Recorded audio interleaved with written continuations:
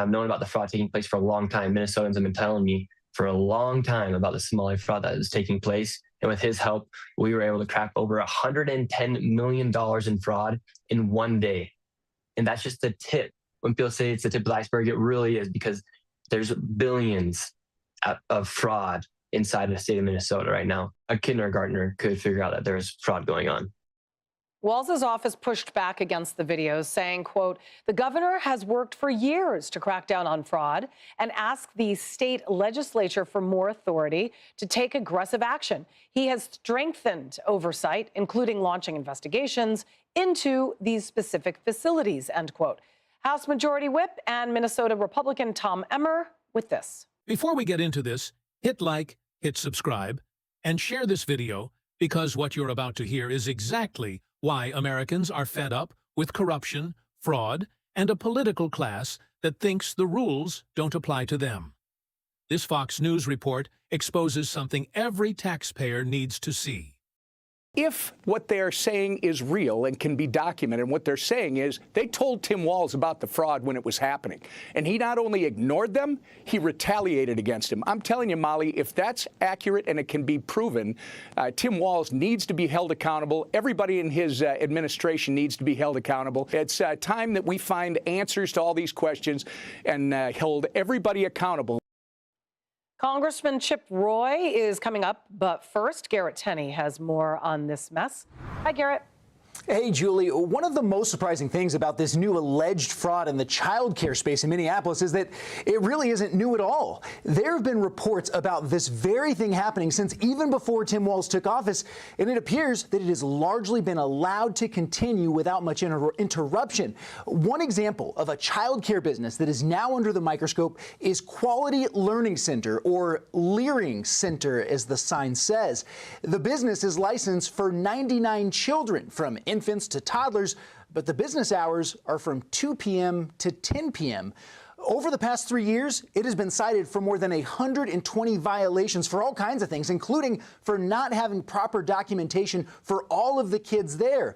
Despite that, the local ABC station reported back in January that the business has still been able to receive nearly $8 million in federal tax money since 2019. We've also confirmed that the owners took out more than $200,000 in PPP loans during the pandemic that were completely forgiven.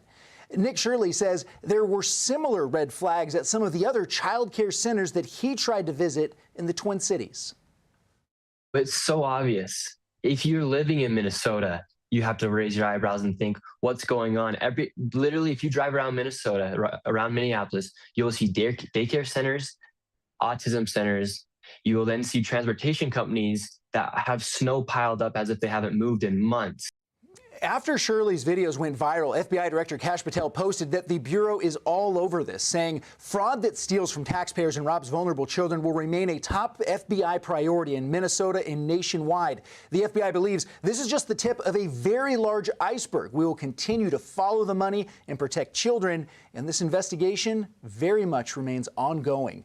While Governor Tim Walz and other state officials are now claiming that they are taking steps to investigate and to keep this from happening again, remember, these claims of fraud in child care centers are not new. In fact, all the way back in 2018, as Walz was making his first run for governor, sources in the Somali community told our local station, KMSP, that it was an open secret that starting a daycare center and billing the federal government for it was like getting a license to make money. Julie? Garrett Tenney, thank you. Republican Congressman Chip Roy of Texas, member of the Judiciary Budget and Rules Committees, joins me now. Thank you so much for talking to us. All right, so let's just talk about Walz and his credibility here when he says that he didn't know that any of this was going on when it's such a massive fraud scandal. How could he not know? Yeah, Julie, great to be with you. I hope you had a Merry Christmas. And, you too. You know, it defies all logic and reason to believe that Governor Walz was ignorant of what was happening in Minnesota. Let's be clear. He was campaigning on it last year with respect to the campaign with Vice President Harris in her run for the presidency. He literally was talking about it. Thank God that President Trump won that election. Thank God that we do not have a Harris-Walz presidency, because they would be encouraging this to continue, whereas this president president is rooting out the fraud, securing the border, stopping the flow of people into our country. But this is what happens when you have massive welfare programs that are funding people that are coming into our country, whether it's illegally or, frankly, through legal channels that are being abused by the radical left and the Marxists who want this to occur.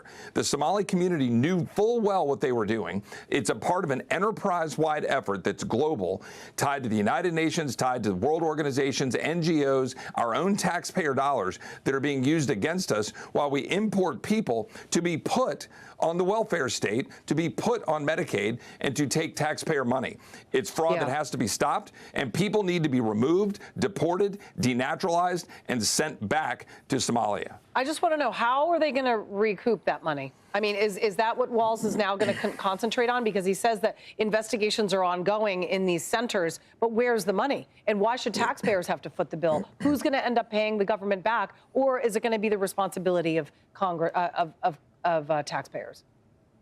Well, importantly, I'm really proud that we've at least put some fraud protection in the big, beautiful bill, working with President Trump and what we did with the work requirements and Medicaid, because we knew that there was ripe for abuse. But we've got to go a lot farther at the federal level, and we've got to hold states accountable. Right now, they know what they're doing, and they're trying to take this money. And by the way, this is the tip of the iceberg. Let's go look at what Gavin Newsom in California, what they're doing with the billions of dollars. And we know there is massive Medicaid fraud going on in California. We've got to stop that at the federal level and at the state level. And look, one of the reasons I'm leaving Congress to run for Attorney General, Medicaid fraud is a central element of being Attorney General of a state. Keith Ellison was neck deep in all of this. Keith Ellison is friendly with CARE, friendly with groups that are affiliated with the Muslim Brotherhood. All of this stuff is connected. And if we don't recognize that, then we're not going to win this battle, because it's a purposeful effort to exploit our laws, to allow people to come to this country, try to Islamify our country, and use the welfare state to do it.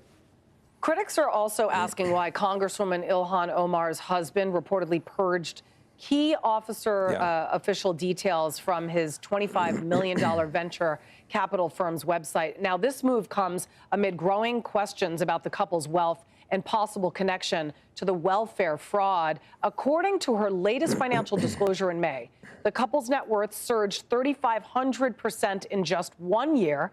It estimates now putting it anywhere from $6 million to $30 million. Their net worth went up 3,500%. How do you explain that? And then talk about the scrubbing on the website. That doesn't look good. What's Walz doing about that? Is he looking into this?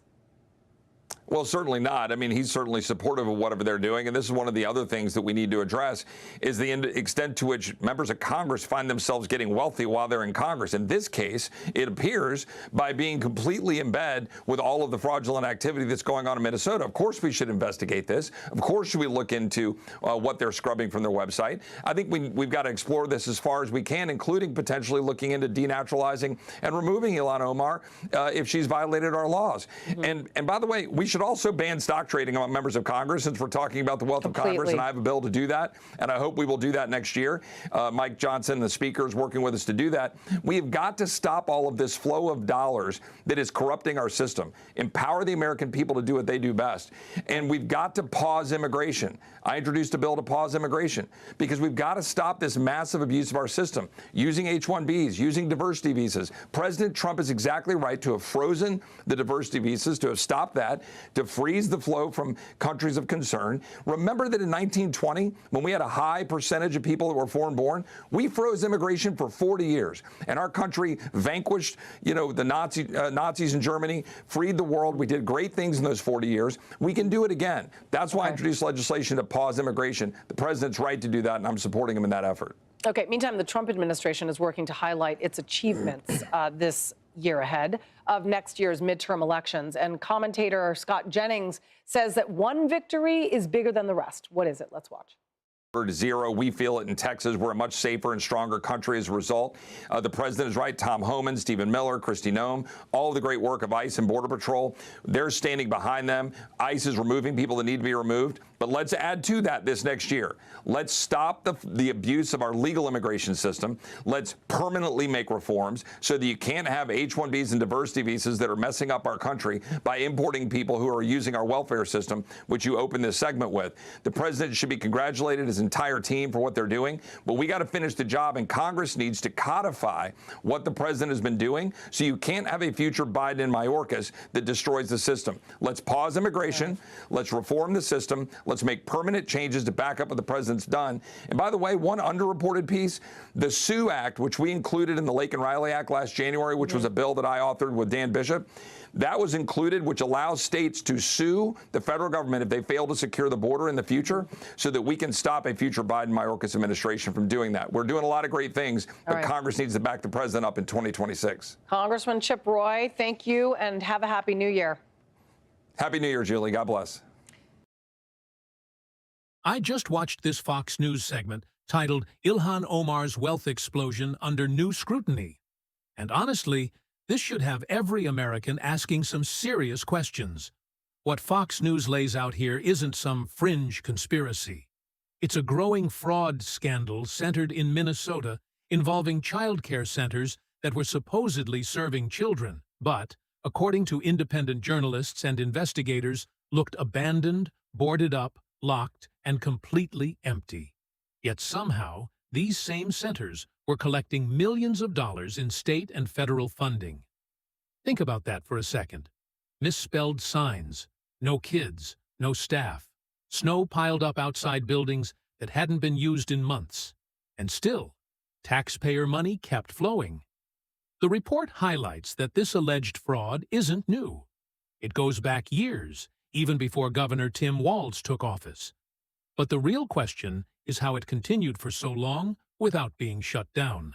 Republicans like Tom Emmer say whistleblowers warned Walz while the fraud was happening and were ignored or retaliated against. If that's true, that's not incompetence. That's a scandal. One example stood out. A daycare center licensed for 99 children had over 120 violations and still reportedly received nearly $8 million in federal funds, plus hundreds of thousands in forgiven PPP loans.